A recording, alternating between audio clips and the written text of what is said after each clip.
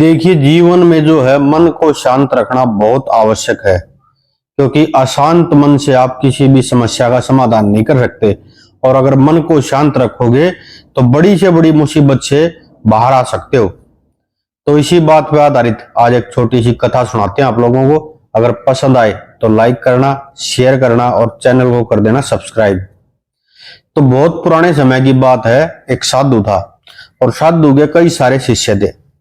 और साधु जो है अपना घूमता रहता था शिष्यों के साथ और प्रचार प्रसार करता था, अपने धर्म का, शास्त्रों का प्रचार प्रसार करता था।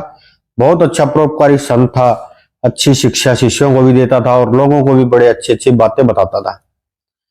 तो ऐसे एक बार साधु जो अपने शिष्यों के साथ पैदल भ्रमण कर रहे थे, एक गांव से दूसरे गांव जाने लग रहे थे। रास्ता काफी लंबा था, वो जो गांव था वो दूसरे गांव से काफी दूर था।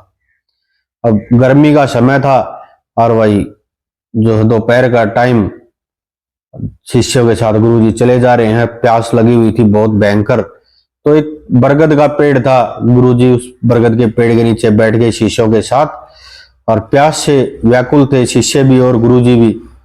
तो गुरुजी ने अपने एक शिष्य को कहा कि भाई एक काम कर, यहां से उत्तर दिशा में 20 कदम दूर जा और दो परिक्रमा लगा। ठीक है गुरुजी। अब वो शिष्य गया बरगद के पेड़ से 20 कदम दूर और जाके जैसे गुरुजी ने कहा था कि भाई 2 परिक्रमा लगानी, 2 परिक्रमा उसने लगाई और वापिस आ गया।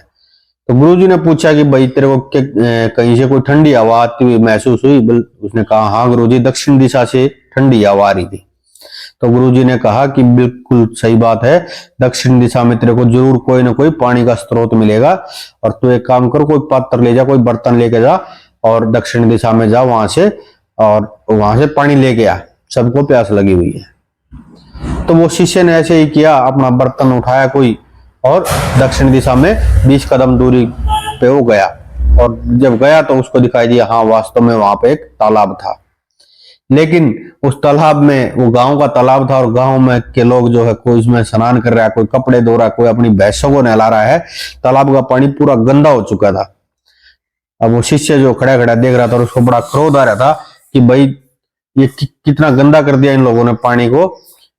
क्या ये यहाँ पर स्नान करने की जगह है? क्या कपड़े धोने की जगह है? क्या पशुओं को नहलाने की जगह है? अरे मेरे को तो अपने गुरुजी के लिए पीने के लिए पानी लेके जाना था, लेकिन इन लोगों ने तो पानी को बहुत गंदा कर दिया। अब मैं कैसे पानी लेके जाऊं? लेकिन वो अपने क्रोध को दबा के बैठ गया, क्योंकि उसके गुरुजी ने कहा हुआ था कि भाई शांत रहना चाहिए, अपने मन को, अपने बुद्धि को और अपनी वाणी को शांत रखना चाहिए। तो वो वापिस आ गया खाली हाथ।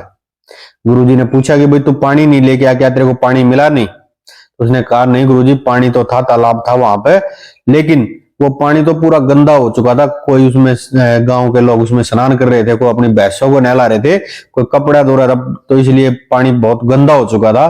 और एक तो मेरे सामने अपनी 8-10 भैंसों को लेके यार वहां पे उस तालाब में भैंसों को नहलाने लग गया। अब मैं इतना गंदा पानी आपके लिए कैसे लेके आ सकता था? जो गुस्सा उसके अंदर था वो सारा गुस्सा गुरुजी के सामने फूट पड़ा और वो उस गांव वालों को जो बुरा भला कहने लग गया।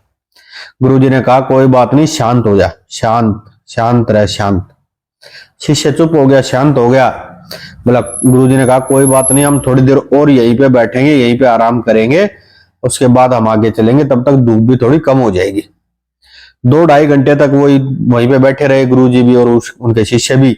2-2.5 घंटे के बाद गुरुजी ने फिर कहा कि फिर उसी दिशा में जा और वहीं पे जा और तू पीने के लिए पानी लेके आ, जैसा भी पानी हो तो वैसे लिए, प्यास से व्याकुल हूं मैं भी और ये बाकी शिष्य भी। तो उसने कहा ठीक है गुरुजी।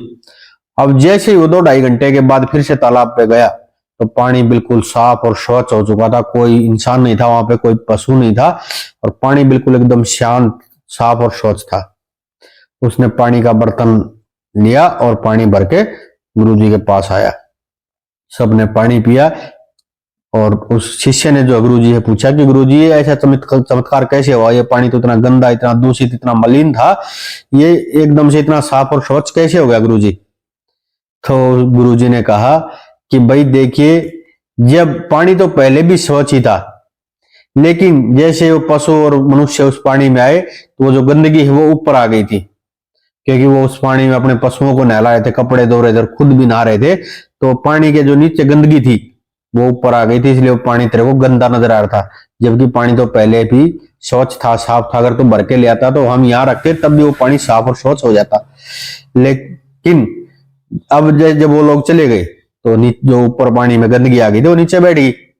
और ये बात जो है पानी के लिए नहीं है, ये इंसान के मन के लिए है। जब भी आपको किसी के ऊपर क्रोध आए, गुस्सा आए, या आपका मन बहुत ज्यादा अशांत हो जाए, तो आप अपने मन को शांत कीजिए, अपनी वाणी को शांत कीजिए और उस क्रोध को शांत कर लीजिए।